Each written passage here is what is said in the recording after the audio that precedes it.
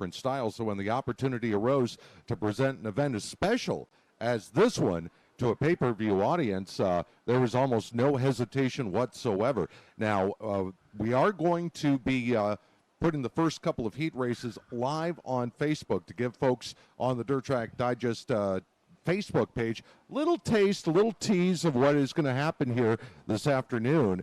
And if you have anybody in the grandstands that you know that couldn't make the show, that's sitting at home, or is too far for them to come, that sort of thing, they're in a different state, whatever, just tell them to go ahead and punch up DirtTrackDigest.tv. You can order right now. You won't miss any of the main event if you do that. You know what? I know a lot of my dirt faithful that I work with on Friday nights at the Big Diamond Speedway in Minersville are actually tuning in on this deal, so I want to give a big shout out to them. Dirt Track Digest covering all of the action there at the 3/8 mile every Friday night. Jake and Jasmine Smully do a terrific job there, and I can't help noticing when I'm there on a Friday night and I come back here on a Saturday night, how many of the fans I see from one track to the other. But two great places, two great facilities to watch racing, Big Diamond and Mahoning Valley Speedway. And Paul, here is our starting lineup for the first qualifier of the day. It's going to be 12 laps to distance on the front row, driving the X car. He has not been out here in a number of years. He's a former four-cylinder champion. He's a two-time Evergreen Raceway modified champion, Mike Hosier.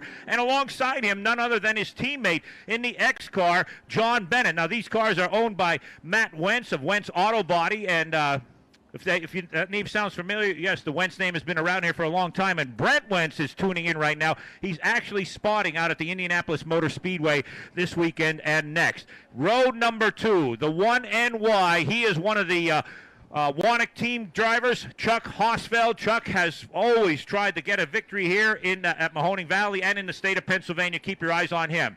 On the outside of row number 1, he is a 5-time champion. He's currently our point leader. He already has 1 win this season, Mr. Outside, in car number 76, Rod Snyder Jr.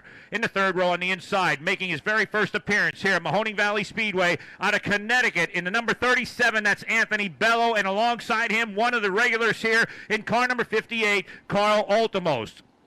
Row number 4 on the inside. He is known as the real deal. He has won these big races before.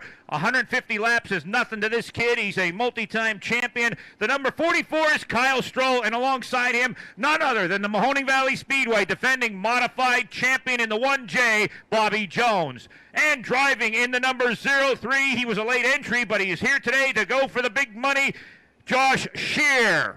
Josh is a former 4-cylinder champion, and he's been away from the modified scene the last couple of years, but again, one of the regulars. So, Paul, we got 12 cars. We're running 4 modified heats. 33 cars are in the house. And I'll tell you what, if you're here watching live, fantastic. If you're watching from at home with the great exposure from DirtTrackDigest.tv, everybody, I think, is in for a treat because we're about ready to roll. And the top 5 are going to qualify out of each of these 4 qualifying heats. They're 12-lap heat races. That's longer than what you would usually see for a heat race, but we're talking about a racetrack that's so small and so quick that 12 laps is going to go by before you can even blink an eye. I'm going to give you a perspective on that. You have covered some of the indoor races, whether it be in New York, PA, New Jersey, and the TQs are racing down there. They're doing what, 8-second laps? 8, 9-second laps, You know what the track record here is in Mahoning Valley? Probably a 9-second lap. 8.5 seconds with a TQ. See, there you go. There you we're go. talking in excess of 100 miles an hour. So our first look, and these are some beautiful machines as they glisten underneath the sunshine here today, and good look to see what's going to happen. And how about this? All qualified cars through the heats are going to be in the redraw. It's not the first 12, the first 15. We're throwing all of the rules out today. It's going to be all qualified cars through the heat races are going to be a part of the redraw. Not only that, the 150-lap race, the main event this afternoon, that's 150 laps with no break. There's no halftime break. There's no pit window break. It's 150 laps. Go do your thing. Now, we do have spotters here. These cars are not allowed to have mirrors. Not that you have time to be looking in your mirror at Mahoning Valley if you've ever seen it. And, again, the great shots that we are having the opportunity to watch at with the courtesy of DirtTrackDigest.tv. And there's going to be some neat speed shots down the front straightaway. So if you are here, and I know some of the first couple of heats are going to be broadcast live, it's worth your time to go ahead and pick up that subscription, because this is going to be a fantastic race. Look at that side-by-side racing. That's KC Wallace, our chief starter, and behind him, green next time by. How about this? They picked for starting spots, and two teammates, the Wentz Auto Body X cars, have drawn the front row. Paul, here we go. Heat race number 1 about to get underway with the modified Spring Zing Tom Wanek Jr. Memorial. And here they go down into turns 1 and 2. Hosier will grab the advantage off the front row. Also trying to sneak up there is Haasfeld. He's up alongside Bennett for the number 2 spot. Now as we complete lap 1, contact, and right into the wall goes Bennett. Ouch. Not a good way. And there just wasn't any room to close it. So as we reset this field here, and the crews are quickly going to work on the removal of the X car, Johnny Bennett. Johnny also races from time to time up at Evergreen Raceway. And as we said, this is the first of 2 Tom Wanek Jr. Memorial events. This race being held in honor of Tom Jr., who was a former driver, but actually really made his mark as a car owner from Evergreen to Mahoning, all over the place on the tour. And you know what? We have a special treat coming up later, because he was a huge fan of Tony Hirschman and the Vecchio team. And at the end of the 1989 season, Tom Jr. had the opportunity to buy the same car that won the Race of Champions 250 at the old 3/4 mile track, and they have a replica car here today being driven by their first ever driver that teamed with them, and that was Chris Salmon out of Succasauna, New Jersey. Well, we just had a chance to look at the DTD TV Insta Replay, and we were able to get both angles, not only from the camera above, but the speed shot as well. And it looks like what happened is Bennett was coming off turn number 4. The car started to get a little loose, and he might have gotten a tap from Snyder with the 76 right there. It only takes a little bit, and he just immediately bounced out. Yeah. There's rubber out there, but there's not a lot of rubber right now. And after these heat races, it's going to get really tacky out there. And here's another great shot. And man, the wall is very unforgiving here, Paul. You've had your experiences of coming to Mahoning Valley in seasons past, and I've never seen that wall lose. Yeah, you can try to knock it down, and it's still going to keep standing. Oh, and trust me, they have tried. Oh yeah. So this will be interesting now for the restart, because that should put Haasfeld up on the outside, and that's going to put Snyder on the inside. So we'll see if Snyder is able to pull the same thing that Haasfeld did if Hosier gets a good launch. Listen, Mike Hosier has not raced in quite a while, but he got the call to come up and be a part of the team here with the Wentz group, and so now he is up there leading this thing, but it's been a while since he had some laps here. And then, of course, you go back to Bobby Jones sitting back there in the Amsoil car. He's already in a transfer spot, sitting in the 5th position. I'm sure he's going to want to do better, because the heat winners are going to be the first ones that get to draw for the redraw, then the 2nd, then the 3rd, then the 4th, then the 5th place. And let me tell you, if anybody can challenge some of the guys who are big names here, that guy's name is at the top of the list. Bobby Jones has won 100 lappers, 150 lappers, and the longest race we ever had here at Mahoning Valley Speedway was a 200 lapper. It was the biggest purse at the time, $6,000 to win. We're paying $7,000 today, but how about this, Paul? 200 laps of racing, and it came down to the last lap with 3 cars, and it was a photo finish. That's the kind of racing that this place lends to give itself. So it's this little bull ring really just kind of sells itself, especially when it comes to the modifieds. I was just watching the Bennett car being towed back over to its pit, and they had to cradle that car. So there's front and rear damage on Bennett's X machine. They're going to have their work cut out for them to try to make a consolation race to get into this field today. We will be running a consi. There is, we'll get the exact note. I know there was a lot of talk at the drivers' meeting as far as provisionals and what have you. So again, it's a collaboration between Mahoning Valley and the Wanek family because of putting the purse up, and we're not supposed to be going 3 wide just yet. No. Under race conditions, we'll probably see that at some point today, but.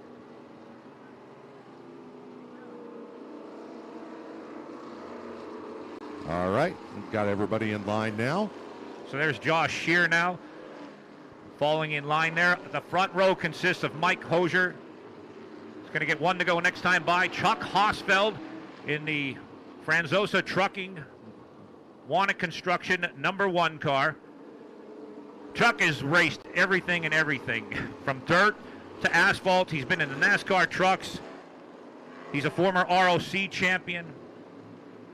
He's a former World Series of Asphalt champion down in Florida, and now he is challenging for the lead on this deal.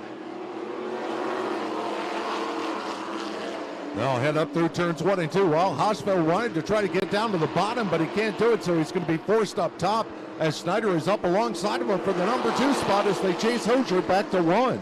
Haasfeld, no other choice but to take that outside line, and he kind of eases out in front, and this is where they get that momentum on the outside line. Hosier slows up. Haasfeld takes the lead. Yeah, Hosier had a little bit of a slip up there. Now Snyder is going to go around as well, move into the number 2 position. Now looks like the 37 machine moving up there. That's Anthony Bello, the driver from Connecticut. He's going to try to challenge Bennett for the number 3 spot. Anthony, a regular up at the Stafford Motor Speedway. Never seen this place until late last night when he came in to practice. And right now he's holding his own quite nicely. And Jones working up there on the outside of the Ultimos, number 58. Looks like he will clear him coming off turn number 4 as we continue to watch that side-by-side battle for spots 3, 4, and 5 here behind your race leader, Haasfeld. Halfway that time by. Boy, Haasfeld looking very good. It's interesting, you don't want to show your hand too early, but the car just looks like it's working that well, so he's getting it all dialed in for what's yet to come. And you've got Snyder about 2 car lengths back in second, followed by Bello running in third. Jones now 4, so the driver on the hot seat right now is the ex of Bennett, and he's got Shearer closing in on him. Shearer might try to pull the outside sweep. He's got about 3 laps to try to get into a transfer spot. Something very interesting today. There is a $1,000 bonus to the highest crate 602 SK type car here, and there's a lot of those in the field here today, including Bello. He is running one of those crate cars, and the highest finisher today in the 150 gets an additional $1,000 courtesy of the Mahoning family. We are on the white flag lap.